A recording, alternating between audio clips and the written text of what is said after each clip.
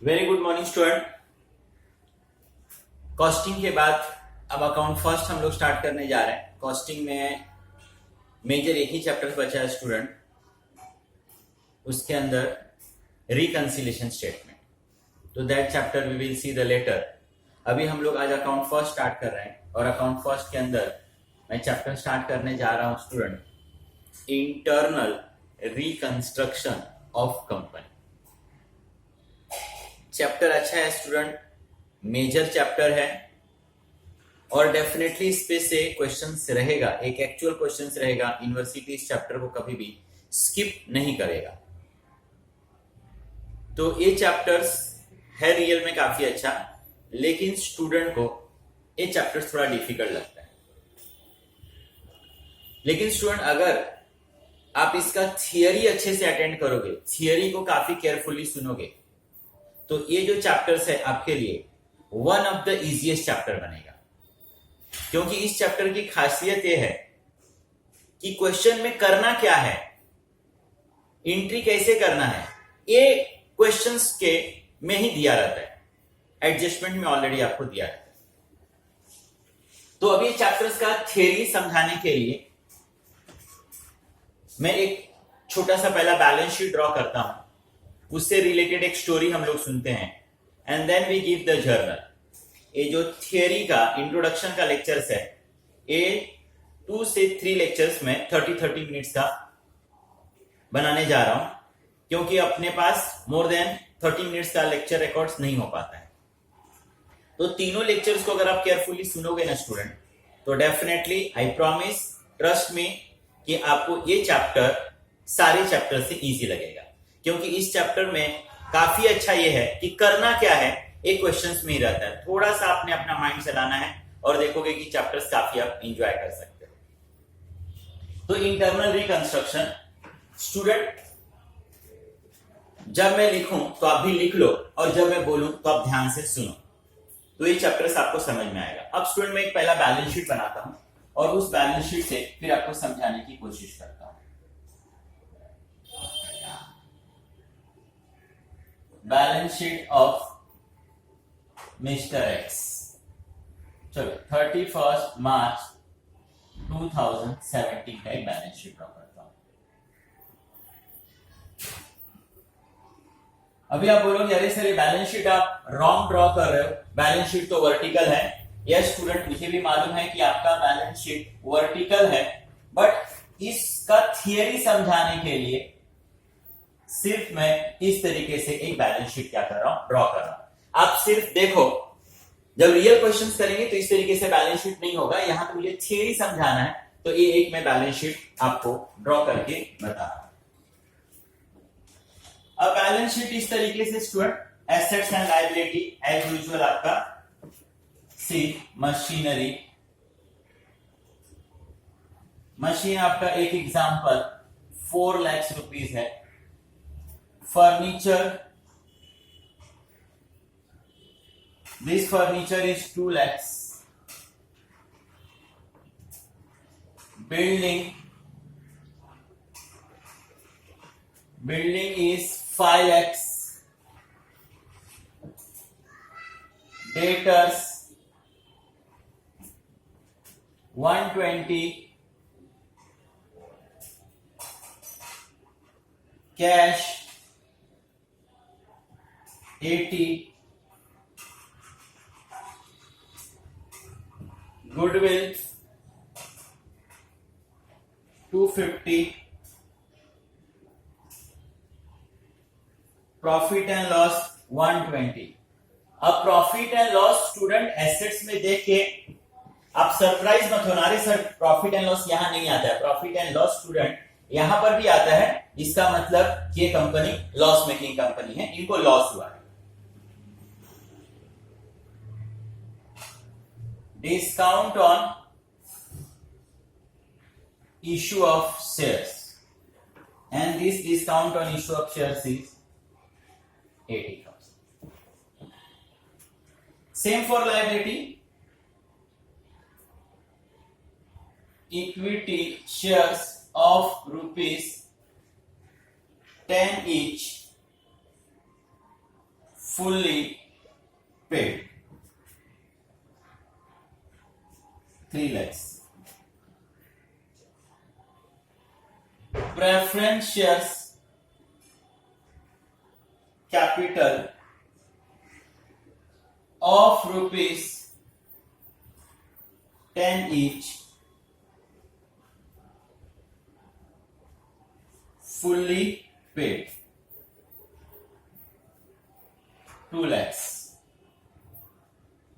We have the general reserve 150, 16% bank loan which is 250,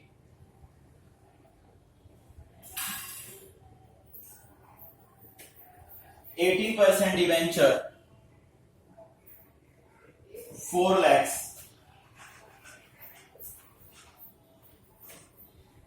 creditors 2 lakhs, and bills payable is 2,50,000.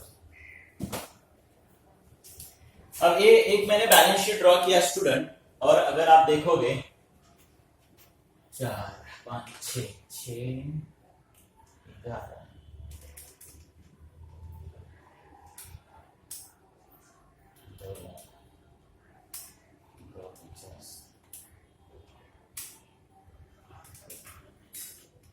17,50,000.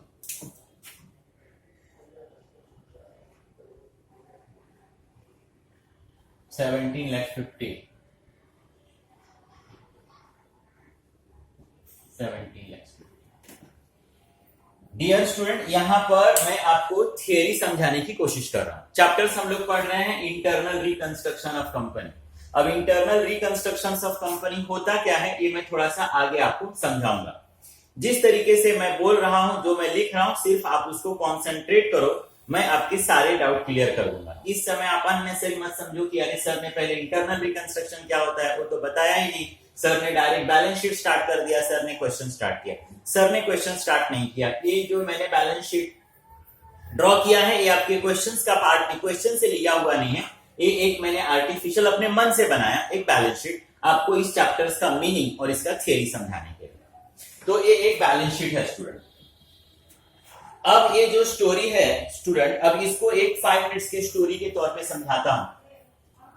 ये balance sheet है student, आज current balance sheet है, 31 मार्च 17 का balance sheet है. लेकिन ये स्टोरी स्टार्ट होता है 2013 मिस्टर एक्स.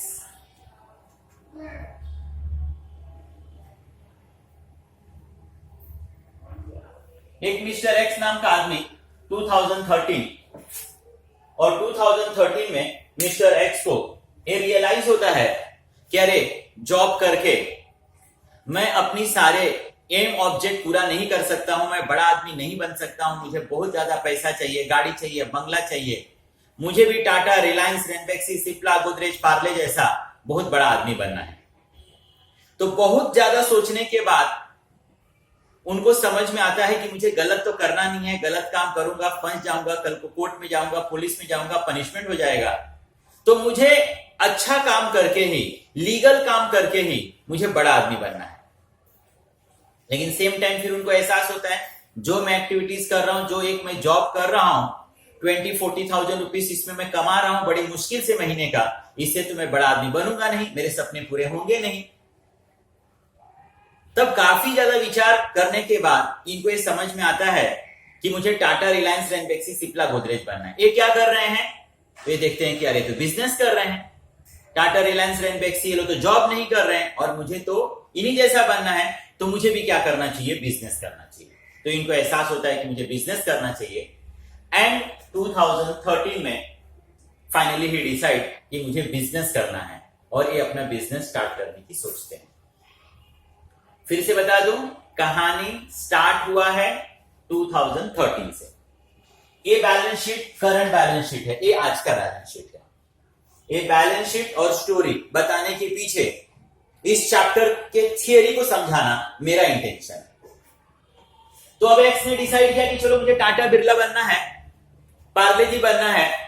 तो इन्होंने अपना बेस्ट कोशिश करने के बाद इनको ये समझ में आ गया कि उसके लिए मुझे बिजनेस करना चाहिए। अब बिजनेस करना चाहिए तो फिर इन्होंने सोचा कि कौन सा बिजनेस करना चाहिए। कोई भी बिजनेस करने के लिए सबसे पहले आपके पास एक प्रॉपर प्लान होना चाहिए, एक आपके पास प्रोजेक्ट होना चाहिए कि यस मैं ये बिजनेस करूंगा, इस तरीके का बिजनेस करूंगा, ऐसा बिजनेस इंडिया में नहीं है, या इस बिजनेस में कंपटीशन कम है, मैं इस तरीके से मटेरियल्स परचेज करूंगा, इस तरीके से लेबर, एसेट्रा एसेट्रा एसेट्रा। और किसी बिजनेस को करने के लिए इन्होंने देखा कि क्या चाहिए, तो उस बिजनेस को करने के लिए एक बेस्ट प्रोजेक्ट चाहिए।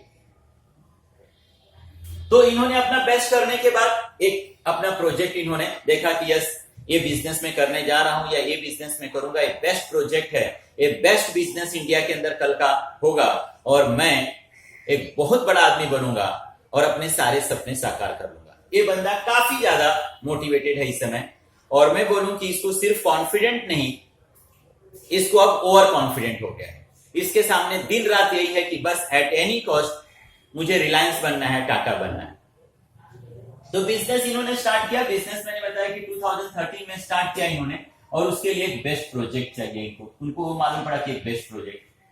अब सिर्फ प्रोजेक्ट से तो बिजनेस चलेगा नहीं, उस प्रोजेक्ट को इंप्लीमेंट करने के लिए, अमल में लाने के लिए आपको कैपिटल चाहिए, फाइनेंस, रिसोर्सेज चाहिए। और रिसोर्सेज के साथ साथ इस बिजनेस को करने के लिए आपके पास स्किल होना चाहिए। तो इन तीनों चीजों का मिस्टर एक्स ने स्टडी किया कि यस अगर मुझे बिजनेस करना है तो एक बेस्ट प्रोजेक्ट होना चाहिए, मेरे पास कैपिटल होना चाहिए, उसके मैं फाइनेंस बोल रहा हूं, और मेरे पास इस बिजनेस को चलाने का स्किल होना चाहिए। लेकिन मैं सेम टाइम ये बोल रहा हूं कि मिस्टर एक्स इस समय काफी ज्यादा क्या है, मोटिवेटेड, और ये सिर्फ कॉन्फिडेंट नहीं है।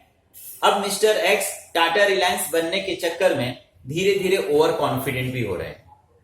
और मिस्टर एक्स ने एक बेस्ट कोशिश करने के बाद एक बेस्ट प्रोजेक्ट सर्च किया। नो डाउट इनका प्रोजेक्ट काफी बेस्ट था, इन्होंने एक अच्छा प्रोजेक्ट लिया। अब आया कि मैं कैपिटल कैसे ये रेज करूं, तो कैपिटल रेज करने के लिए खुद जो ये जॉब करते हुए कुछ पैसे कलेक्ट करके रखे थे, इनके पास कुछ फंड था। इन्होंने अपने पेरेंट्स को कन्विंस किया, अपने अंकल को कन्विंस किया, अपने फ्रेंड्स लोगों को कन्विंस किया, अपने रिलेटिव्स को कन्विंस किया, और कुछ लोगों को कन्विंस करने के बाद इन्होंने 5 लाख रुपीज कलेक्ट कर ली। 3 लाख रुपीज इक्विटी से और 2 लाख रुपीज कहां से, प्रेफरेंस शेयर से। अब ये सारे लोग एक तरह से इनके साथ आ गए, इनके बोलने से इन्होंने पैसे दिए और फाइनेंस के नाम पर इनके पास 5 लाख रुपीज का कलेक्शन हो गया। लेकिन 5 लाख रुपीज से तो बिजनेस चलने वाला था नहीं। अगर इस समय का मैं बैलेंस शीट दिखाऊं तो आप बैलेंस शीट में देख रहे हो कि बैलेंस शीट का टोटल है 17,50,000। मतलब इस बंदे को और भी फंड की जरूरत थी उस बिजनेस को स्टार्ट करने के लिए। तो मिस्टर एक्स को किसी ने एडवाइस किया, अरे बड़े बड़े लोग तो जो करोड़ों का बिजनेस स्टार्ट करते हैं वो खुद के पैसे से थोड़ी करते हैं, दे बोरो द लोन, वो जाके बैंकों से लोन लेते हैं। मिस्टर एक्स को भी रियलाइज हुआ यस ये आदमी सही बोल रहा है, और मिस्टर एक्स दौड़ते दौड़ते चले गए बैंक के पास, HDFC, चलो बैंक के पास गए। जाके बैंक के मैनेजर को मिले, उन्होंने बोला मैनेजर भैया मुझे एक बिजनेस स्टार्ट करना है, देखो मेरा बेस्ट प्रोजेक्ट है, आप मुझे लोन दे दो। बैंक ने बोला यस मैं आपको लोन तो दे दूं, लेकिन आप इस बिजनेस के अंदर ना काफी न्यू हो, आपने न्यूली बिजनेस स्टार्ट किया है, और आपका जो पेपर है वो भी इतना ज्यादा स्ट्रांग नहीं है, मैं कैसे ट्रस्ट करूं कि आप जो लोन लोगे वो कल को हमको रीपे करोगे। बैंक ने बोला कि देखो अभी मैंने 1 करोड़ रुपीस टाटा को दिया, टाटा मार्केट में काफी स्टैब्लिश कंपनी है, उसको मैंने 8% पे लोन दिया, लेकिन चूंकि आप बिजनेस में नए हो, आपके ऊपर मुझे ट्रस्ट भी नहीं है और मैं आपको लोन नहीं दे सकता। तो मिस्टर एक्स ने बैंक को काफी ज्यादा कन्विंस किया कि नहीं सर देखो मैं बहुत अच्छा करूंगा, बहुत बेस्ट करूंगा, डेफिनेटली आपका पैसा रिटर्न करूंगा, आप टेंशन ही मत लो। तो बैंक ने इनको लोन देने को रेडी हो गया, लेकिन बैंक बोल रहा है कि चूंकि आप बिजनेस में नए हो, आपको मैं लोन तो दूंगा, लेकिन मैं आपके ऊपर जो रेट ऑफ इंटरेस्ट चार्ज करूंगा वो रेट ऑफ इंटरेस्ट होगा 16%। कितना परसेंट? 16%। मैंने आपको बताया कि मिस्टर एक्स को टाटा रिलायंस रेनबैक्सी बनने के अलावा कुछ दिख ही नहीं रहा है। उन्होंने ना आगे सोचा ना पीछे सोचा, इमीडिएट यस बोला, पेपर साइन किया and he borrow the loan from the bank 2,50,000 rupees. उन्होंने 16% रेट ऑफ इंटरेस्ट, जो उस समय के मार्केट रेट ऑफ इंटरेस्ट या जो नॉर्मल रेट ऑफ इंटरेस्ट है उससे काफी ज्यादा, मतलब एक डबल के आसपास उन्होंने क्या कर लिया, बैंक से ले लिया। अब बैंक से लोन लेने के बाद भी मिस्टर एक्स की जो जरूरत है वो जरूरत अभी पूरी नहीं हुई है। तो मिस्टर एक्स ने फिर दिमाग चलाया कि अरे अच्छा, जितना मुझे पैसा चाहिए उतना पैसा तो मिला नहीं, अब क्या? मैंने तो अपने फ्रेंड्स को, रिलेटिव्स को, सारे लोगों को कन्विंस कर लिया, और सारे लोगों को कन्विंस करने के बाद मैं 5 ही उनसे कलेक्ट कर पाया। उन लोगों को भी मेरे ऊपर ट्रस्ट नहीं है और कोई मुझे पैसा देने के लिए रेडी नहीं है। उसी समय मिस्टर एक्स ने एक न्यूज पढ़ा पेपर में कि रिलायंस ने डिवेंचर इशू किया। रिलायंस ने डिवेंचर इशू किया, और रिलायंस ने जो डिवेंचर इशू किया है वो 9% पे किया है, ऐसा उन्होंने न्यूज में पढ़ा। तो इनको भी तुरंत क्लिक हुआ, अच्छा रिलायंस जब, वो भी तो बिजनेसमैन, मैं भी तो बिजनेसमैन ही हूं, वो जब डिवेंचर इशू करके पब्लिक से पैसे कलेक्ट कर सकते हैं तो मैं क्यों नहीं? तो मिस्टर एक्स ने भी सोचा कि चलो मैं भी डिवेंचर इशू करता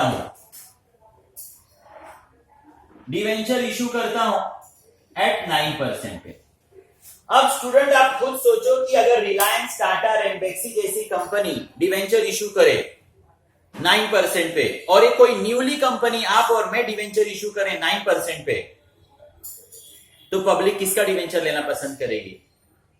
तो डेफिनेटली स्टूडेंट, पब्लिक, लोग रिलायंस का डिवेंचर लेना पसंद करेंगे, क्योंकि रिलायंस मार्केट में एक स्टैब्लिश कंपनी है, न्यू कंपनी है, लोगों को ट्रस्ट है। We are totally new, public को हमारे ऊपर ट्रस्ट नहीं है। पब्लिक हमको पैसे देकर क्यों रिस्क ले? तो अब यहां पर मिस्टर एक्स को जब रियलाइज हुआ कि मेरा डिवेंचर कोई परचेज नहीं कर रहा है, तब वहां पर मिस्टर एक्स ने क्या किया, एक अनाउंसमेंट किया कि रिलायंस 9% पे डिवेंचर दे रहा है, इंटरेस्ट 9 दे रहा है, मैं आपको रेट ऑफ इंटरेस्ट कितना दूंगा, 18। मैंने बताया कि ऐसा एक्स ने क्यों किया, क्योंकि एक्स को टाटा बनने के अलावा, रिलायंस बनने के अलावा कुछ दिख ही नहीं रहा है। मैंने बार बार समझाया कि उनको कॉन्फिडेंट नहीं, नाउ ओवर कॉन्फिडेंट है। उनको लगता है कि नहीं, मैं एट एनी कॉस्ट बिजनेस को रन करूंगा ही करूंगा और मुझे बड़ा आदमी बनना ही बनना है। हुक और कुक वाली बात हो गई यहां पर। तो मिस्टर एक्स ने 18% पे डिवेंचर इशू किया।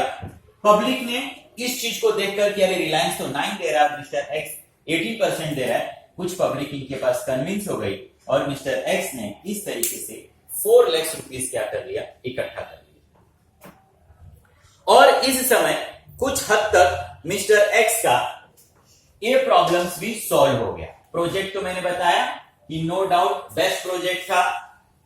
प्रोजेक्ट के बाद उनका क्वेश्चंस था कि अरे फंड कहां से लाऊं, तो उन्होंने अपना बेस्ट करने के बाद फंड भी इकट्ठा कर लिया कुछ हद तक। और अब उनको फिर आया, अरे बिजनेस करने के लिए स्किल चाहिए। तो मैं बार बार बता रहा हूं कि मिस्टर एक्स के पास उतना टाइम ही नहीं था कि वो जाकर कोई मैनेजमेंट का कोर्स करे, जाकर कहीं सीखे, कहीं देखे। वो तो इतना ज्यादा ओवर कॉन्फिडेंट था कि उनको यही लग रहा था कि बस जो मैं करूंगा वही राइट है। उन्होंने ये सोचा कि अरे टाटा, रिलायंस, रेनबैक्सी ने भी तो कभी ना कभी पहला स्टार्ट किया होगा।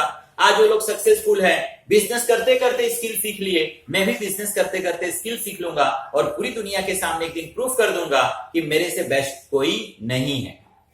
तो इन्होंने क्या किया, इसका विदाउट प्रॉपर नॉलेज लिए ही स्टार्ट द बिजनेस। उन्होंने बिजनेस स्टार्ट कर दिया, स्टूडेंट। और आप ट्रस्ट करो मेरे ऊपर, उस मिस्टर एक्स को मैं काफी अच्छे से जानता हूं। वो मिस्टर एक्स मेरे काफी अच्छे फ्रेंड भी हैं।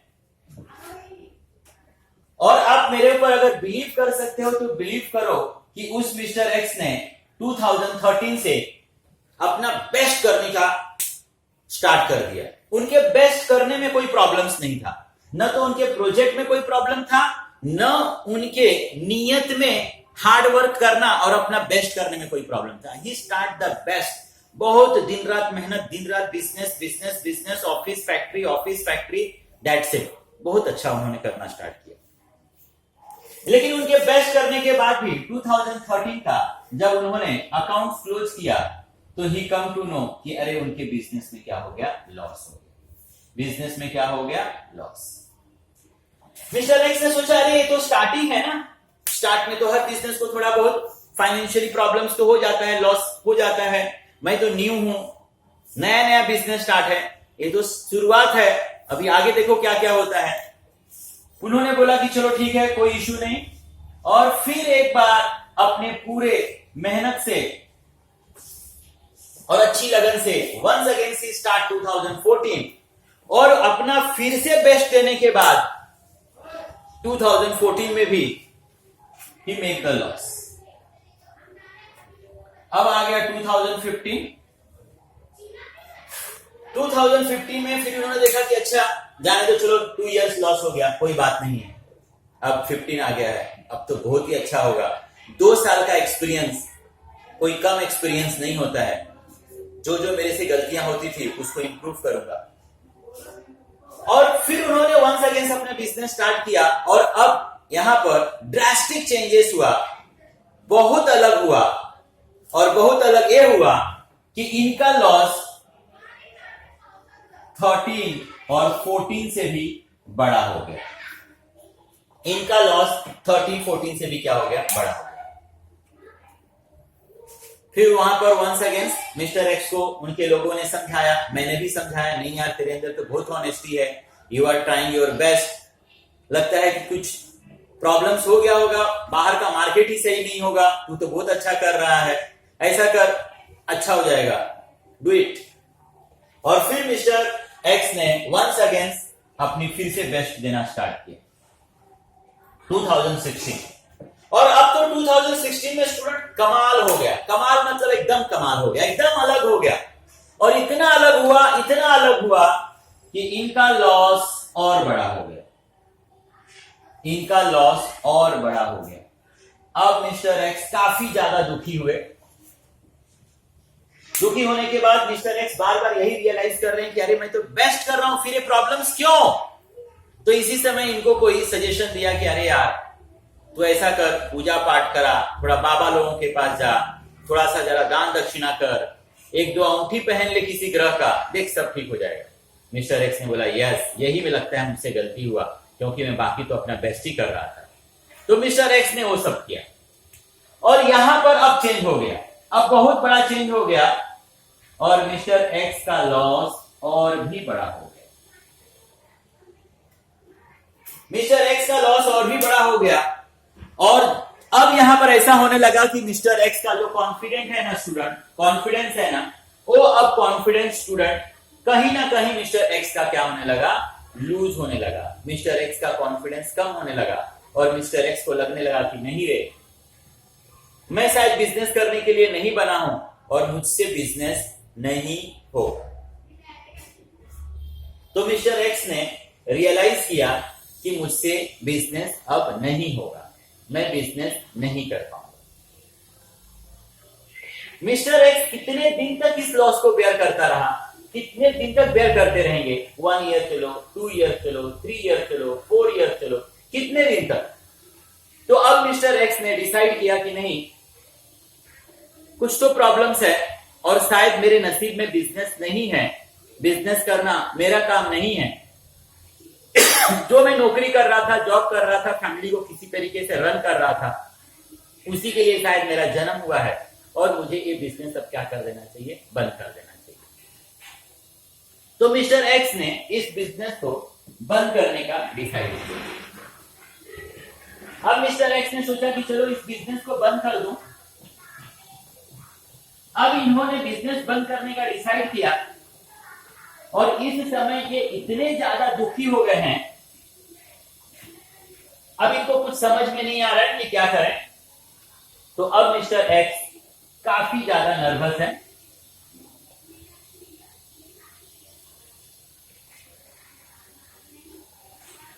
काफी देखो टेंशन में है मिस्टर एक्स।